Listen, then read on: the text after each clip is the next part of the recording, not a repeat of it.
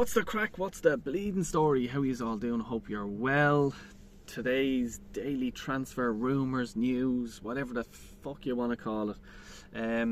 So Friday the 24th of May, this month is flying by.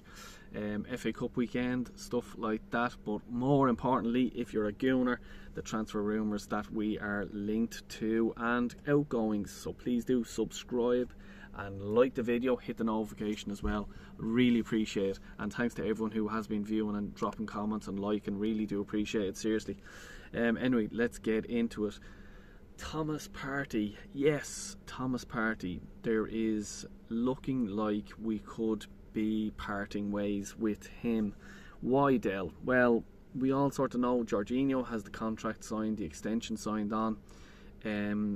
He's our experienced midfielder. Thomas Partey, was he 30, 31? Obviously an experienced midfielder as well, but this season hasn't worked out too good for him with all his injuries. We missed him big time. Now, I love Thomas Partey. I think he's an absolute quality player. He complemented Declan Rice in that midfield role, and absolutely couldn't fault him. Injuries, he's getting to that stage in his career now where it's 30, 31. He's starting to decline, so maybe we do need to update, let's say. We got him for 45 million. Buyout clause wasn't bad for the player we got, but stop and starts really career at Arsenal. We need someone that's going to be there for all the games, so yeah, I'm a bit sick for him, but I support Arsenal, not any player of the club.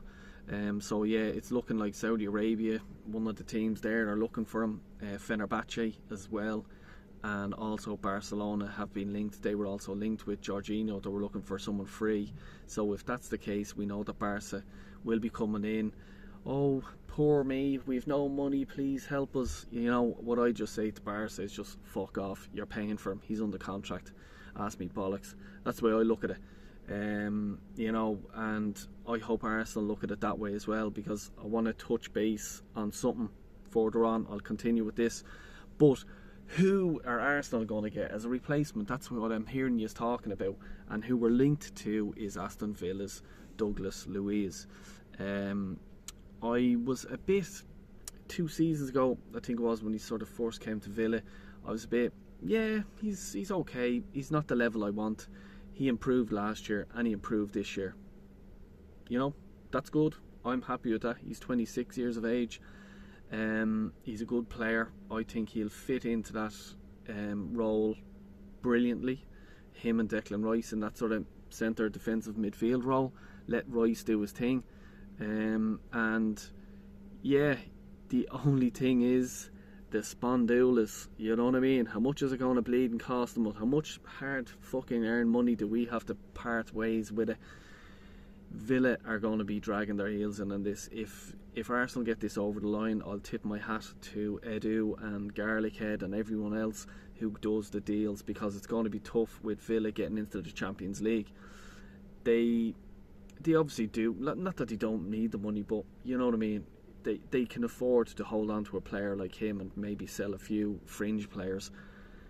I think they're rating him at like 85, 86 million. You're going to throw on the Arsenal tax onto that, you're looking at a player for about 100 million easily in this, because of the whole thing. I don't think he missed too many games last season for Villa. So if I'm at Villa, I'm just there. You're getting a top quality player who's improved year in, year out in the Premier League, proven Premier League player. He pulled Villa into a Champions League position. That's negotiations that Villa will be doing, and Villa are no mugs. So yeah, it's going to be a tough one. 100 million, I think. That's what my thinking of it. Let's move on. The whole Jesus thing, can we just put aside? I think he's having his operation, I think, over the summer. He's not going to be sold in this window, just to burst anyone's bubble that think, oh, let's get rid of Jesus, get a few quid, and we'll put that towards a striker. No, as far as I know, he is going under the knife, getting a surgery on his knee, I think, And yeah, so we're not selling them this summer, definitely. Maybe the winter time, but we'll see what happens there. But anyway, the striker who has been linked to, I've said it already this week, is Victor Osimhen. Whatever, you know who I'm fucking talking about. But yeah, there's another player as well. Now, I like the player. I think he's a fucking good, strong, powerful, pacey. I think he would suit Arsenal a lot. Yeah, he's a top quality player. Let's not no fucking around the bush here. He absolutely is. Can I see the deal getting done? I'm not sure. I think Arsenal will get one big deal over the line, and this is going back to if we were to get him, his release clause is 110 million sterling. That's pound. That's serious money. You know what I mean? So, is it a gamble Arsenal will take? Will the Premiership suit him? I think it would, but it's a big gamble. You know what I mean? If it doesn't work, you're in the shit basically. But he's a good striker. His numbers are unbelievable. For Napoli. Yeah, let's watch the space. But we've been linked with all these players, and so far 2 players that I've said, Douglas Luiz, and Victor Osimhen. That's 200 million. We're not spending 200 million this summer on 2 players. Absolutely not a chance. So I think maybe one of them players is a possibility. We're also linked with Isak of Newcastle, Rumours of Newcastle. All of them players they're over 80 million. Just put it that way. Are we getting 2 of them? No, because we're looking for a goalkeeper, a left back, a midfielder, and a striker. I can see possibly one of these deals going for about 100 million, we'll say, and then the rest is going to be thinking outside the box. Probably that young fella from Fenerbahce, the left back fella, Kangulo or whatever his name is. I think 20 million, 21 million, 22 million has been bid, or they're talking about it's going to be put in. That's probably the mark that we're looking at, and we're sort of hope it comes good. But we'll see. Another striker that, if we don't go for your Isak or your Osimhen, I think it could be this Brian Brobby. Fucking butchering these names, but just fucking get what I mean. You know what I mean? On the transfer market, he is rated at 25 million. Put the Arsenal tax on that, it's 50. So that's probably a striker you could get. So if you're going for your Rumours, you could get this Brobby fella.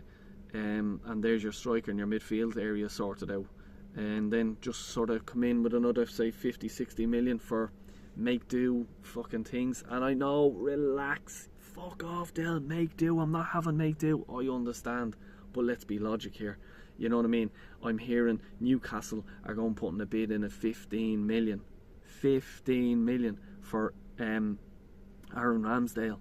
15 million. If Arsenal do that deal, I'm protesting outside the Emirates myself. I'll do it. I don't want anyone there. Don't even come to support me. If you see me, tell me to fuck off in the street. Because 15 million for an English international, okay, who should be pushing Pickford all the way. He'd get in nearly any team in the Premier League, give or take 1 or 2 teams, Man City, Liverpool. So yeah, I want 50 million at least for him. So it depends the transfer market that we take out as well, the money we need back in. Alright, I'm going to get ready to have a few pints. In about 2 hours time I'll be having 2 pints, 3 pints, 4 pints, 5 pints of Guinness. So yeah, have a good weekend. Catch me tomorrow on a new transfer update. So please do, before you leave, hit the like button, hit the subscribe button, and will you hit the notification button. Take care and God bless you all.